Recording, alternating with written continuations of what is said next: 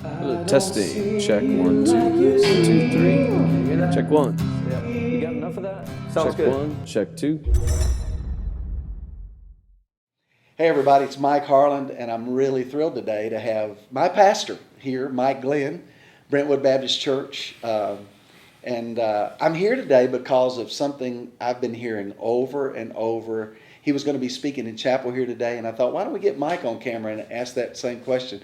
And it's this. I was, in a recent podcast I did with Dr. Rayner, we were talking about worship planning and the function of worship leading, and we were acknowledging in that particular podcast that it's not two men doing two things. It's two leaders doing one thing. And that worship leadership is a shared ministry between the senior pastor and the music leader, worship leader. And so when we kind of threw that out in a podcast, Dr. Rayner's office, even my office, began to get some questions back about, okay, that sounds wonderful. We love that idea. How do you build that? So here's the question I'm going to ask Mike. How do you build a team that's doing, instead of two ministries on Sunday morning where the music guy is warming up the crowd for the, how do Kind of two the opening leaders act, yeah. how do two leaders build that together? I think, first of all, you have to have two people who are worshipers. One of the things that we have really discovered again and again, that for a worship leader has to be a worshiping individual. Sure. The congregation won't follow you to where they know you haven't been. Yeah. And if you're coming from worship to gather them for worship, to take them back to worship, they'll follow. So I think both people have to have that kind of practice in their own life for it to work at all. The second thing is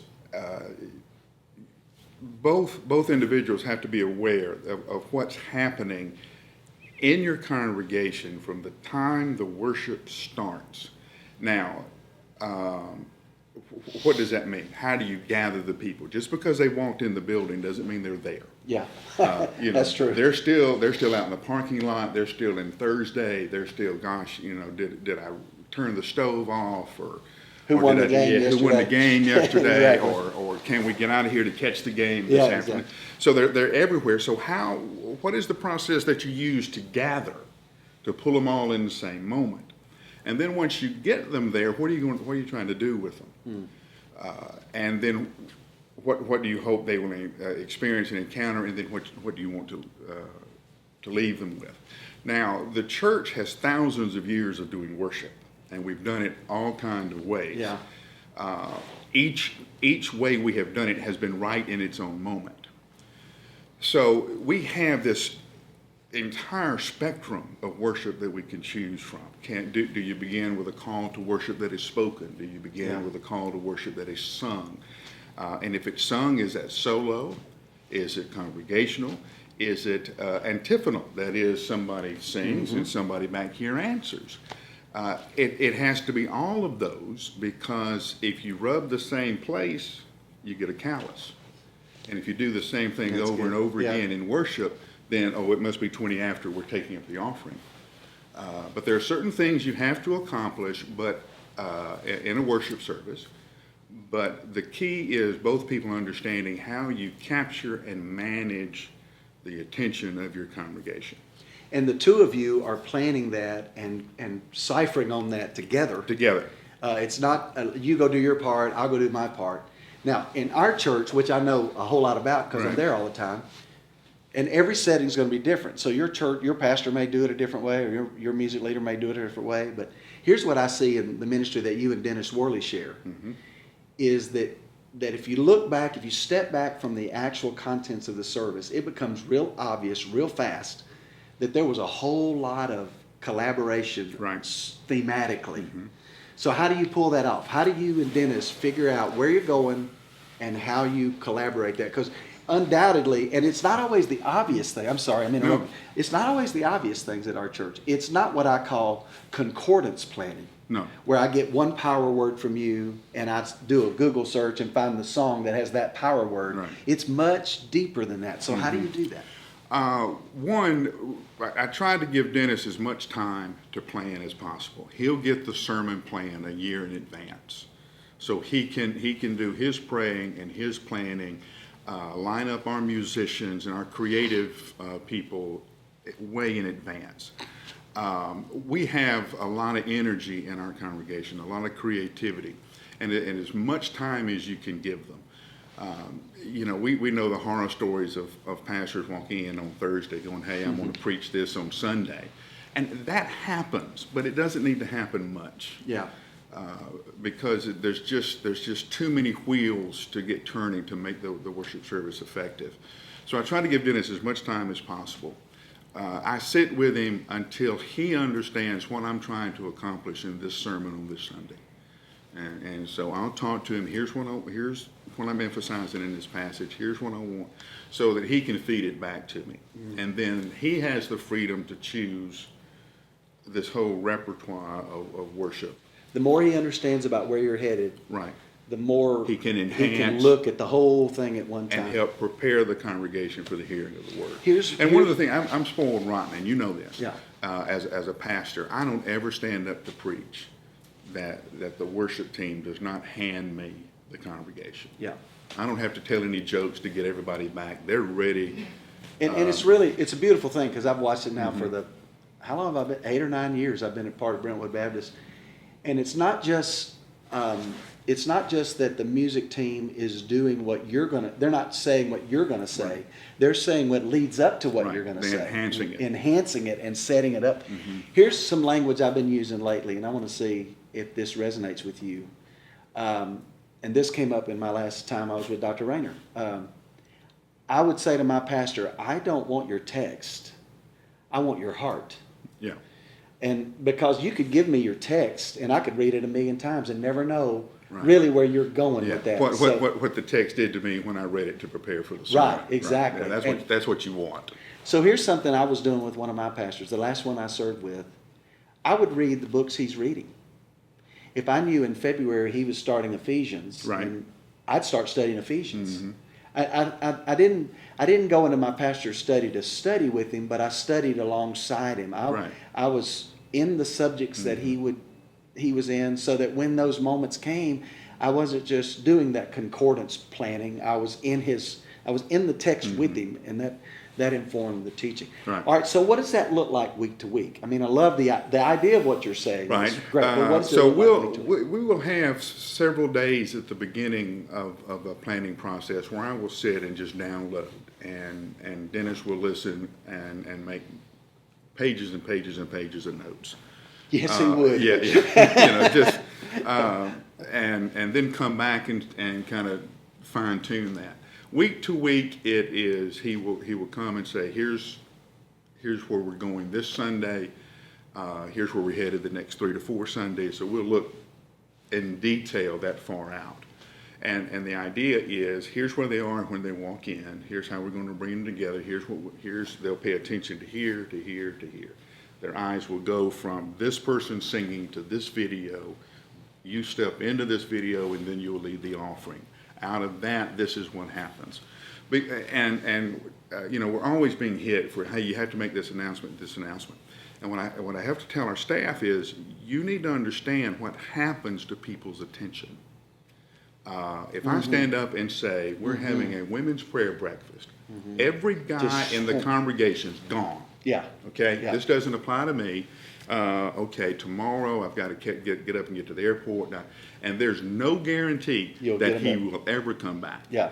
So Wow. if you ever give them permission to not pay attention, you'll never get them back. I call it worship whiplash. Yeah. Where you're headed, you got this train of thought that's building and momentum building, and then all of a sudden the men's prayer group's meeting on Saturday. That's right, yeah. And the whole and you create this vertical vortex, and then you go sideways. Yeah, but there are times when churches can't help it because of some critical aspect of it, when they've got to drop in information, and it can be done. I think you're as good at setting up an offering in the flow of worship as anybody I've ever seen.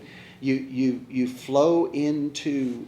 You don't come out of the stream of thought to do this thing. Yeah. It just flows right into it and right out of it. I've talked to enough pastors to know there's one thing that really gets on the nerves of a pastor, and that is if there are surprises in the worship. So give us the sense of that. Surprises. One of my roles is to protect the staff from unfair criticism. And Dennis, you know Dennis. Dennis is one of the most spiritually sensitive people I know. We call him, on our staff, we call him the canary in the coal mine. He's the guy who can sense first if something's not lining up. He may not be able to articulate it. He may not be able to say, hey, here's what's going on. But he can say, I don't feel good about this, and we've learned to pay attention to that. If he is unfairly criticized or a lot of harping, then his heart becomes leathery, gets tougher. And the one thing we need from him the most, the spiritual sensitivity, we lose. So it's one of my roles is to protect him. And what I want from him is, tell me what you're doing. Tell me why you're doing it so I can do what I need to do in those hallway business meetings that we get called into sometime. Well, I didn't like that in the worship service, or here's why we did it, and here's what we were trying to accomplish. Yeah. We did a worship service one time where the choir started the worship experience, came out of the choir loft, and served the Lord's Supper. Well, some people had never been in a church where nobody but deacons served the Lord's Supper. Yeah. And they think it's in 2 Timothy somewhere. But it was a really nice that the worship comes out of the congregation and back to the congregation. It was really nice. And we had talked through all of that, what we wanted it to say. So when I got caught in those hallway, I was able to say, here's why we planned. Here's why we did it. Yeah, here's why we did that. What does it look like after the service? Like how do you look back on what happened? Oh, we're brutal. Are y'all brutal? So what's that look like week to week? We are brutal. That looked good on paper, but the transition didn't work. You're doing that Monday morning? Yeah, that like that's Monday afternoon. You're talking about yesterday and what happened and what should we never do again? Who went too long? So it's not just you and Dennis. No, well, it's me and Dennis do the really brutal stuff. But you got your video team. Yeah, the video is all of that. Who went too long? This video didn't work like we thought it would. It didn't really say what we wanted it to say. Because again, once you give the people permission not to pay attention, or give them an excuse not to pay attention, there's no guarantee you'll get them back. So it's worth so much. The experience, the corporate worship experience of our churches is worth so much that we owe it to the people we lead to evaluate what we've done. Yeah. All right, let me tell you what I tell our preaching team. If you don't show up ready, we waste almost 6,000 hours. That's amazing. Yeah. Yeah, and that you never get back. That you never get back. Yeah. You have wasted 6,000 hours. You don't get to stand up at the end of the service and say, would y'all come back tomorrow and give us another shot at this? Let me work on this again.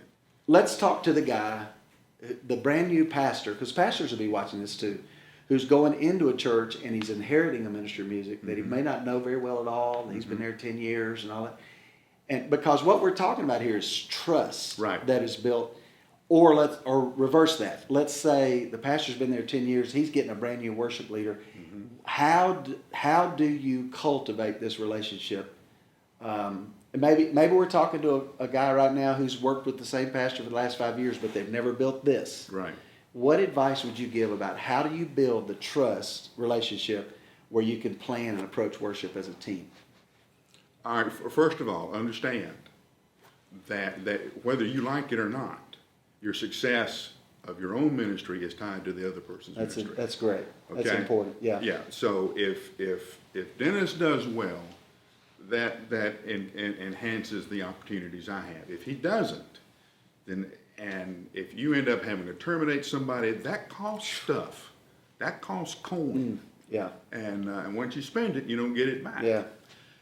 If I've come into a church that has an established minister of music, he and I are going to drink lots of coffee, and I'm going to hear his story. A lot of times, if people are turfish, defensive, it's usually out of pain, some kind of betrayal, some kind of, guys, I tried this, and this is what the pastor did to me, or something like that. Yeah. I want to hear their story. Most people want to succeed, and they want this worship to matter. It's going to take an investment on both people's part. Yeah, and trust takes a lot of time. It does. Takes time.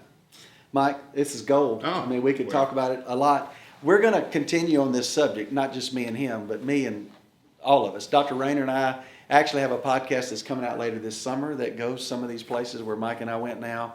And the reason we're going to keep talking about this is because you are telling us you want to talk about this. So if we can come alongside and help you, we'd be thrilled to do that. Testing. Check 1, 2, 1, 2, 3. Check 1. You got enough of that? Sounds Check good. 1. Check 2.